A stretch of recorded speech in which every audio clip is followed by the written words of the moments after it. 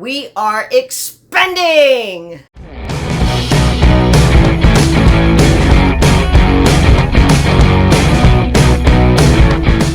Before we get into today's video, if you like these videos, please remember to subscribe and click the bell to be notified when we upload new content. Hello, YouTube! I'm back with a redo of our original video explaining this project. Why are we redoing it? Simple. Queer and disabled is expanding! We are going to be more inclusive now. Not that we were trying to not be inclusive to begin with. It's no longer going to be just gender identity and disability. It's now going to be the entire queer spectrum and disability. I've never done a YouTube channel before. It's been years since I've done the editing. I didn't know how many people were going to be involved, how many people were going to reply. If I end up with too many people come in saying, I want to be part, I want to be part, I want to be part, I will get overwhelmed and I'll just quit. And I didn't want to do that. I didn't want to shortchange you guys. I felt that starting with something I knew, which was gender identity as well as disability, was a good starting point.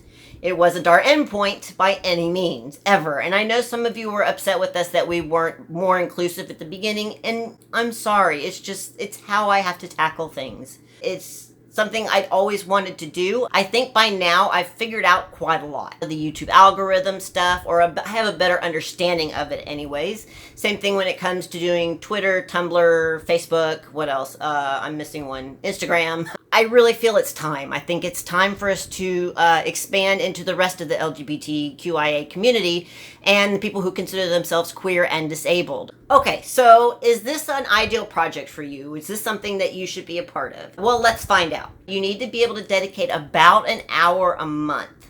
Okay, it is volunteer-based, so if you decide for some reason that you're not able to do something for that month, that's fine.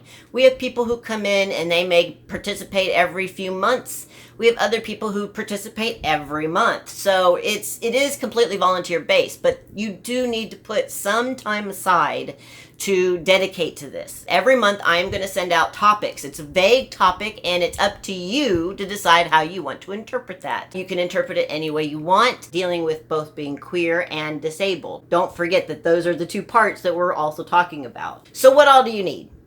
Basically just a phone with a camera in it that will allow you to record video. You don't need to buy anything fancy. You don't need to buy a tripod or a selfie stick or anything like that. Literally just a couple books to prop your phone up against it so that you can just have the camera going.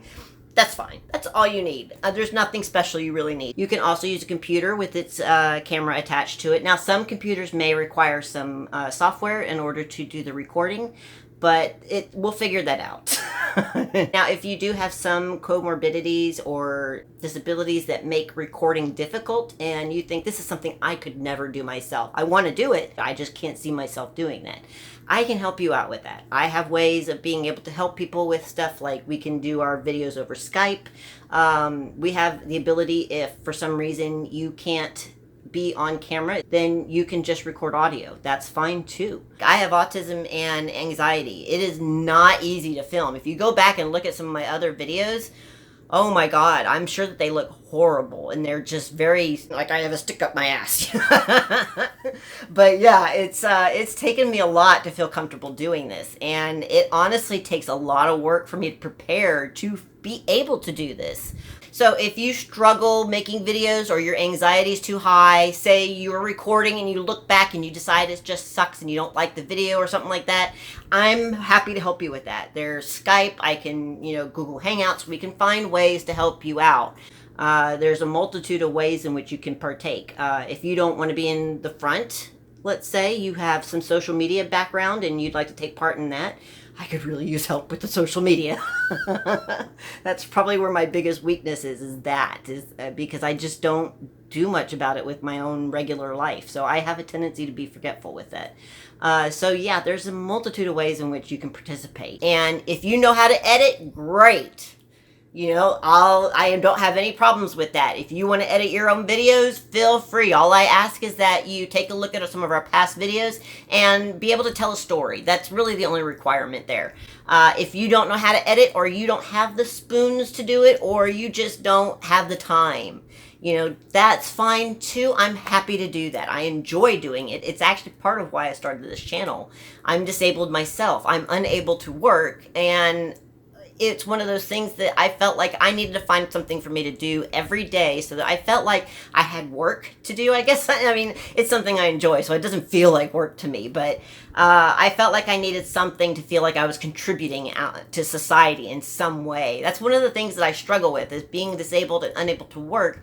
I don't feel like I'm a productive member of society, so that's part of why I started this channel. The other part was because I saw a genuine need for this. I had my top surgery a year ago. I was totally shocked when I posted my picture saying, I have Ehlers-Danlos syndrome, here's my results. And people were like, oh my God, me too.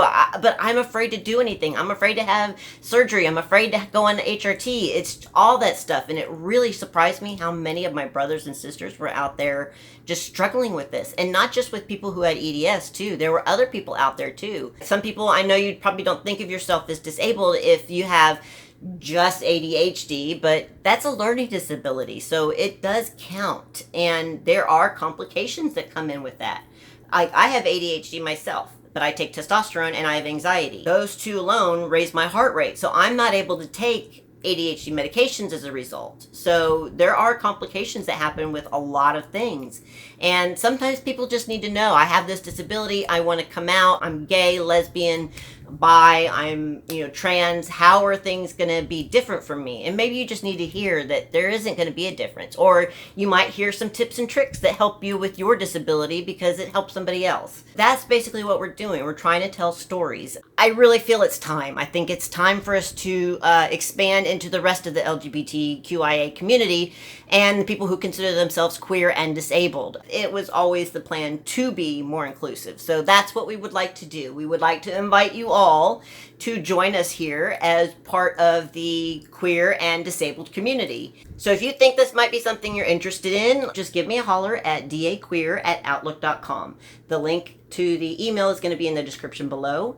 So yeah, that's it. Welcome everyone.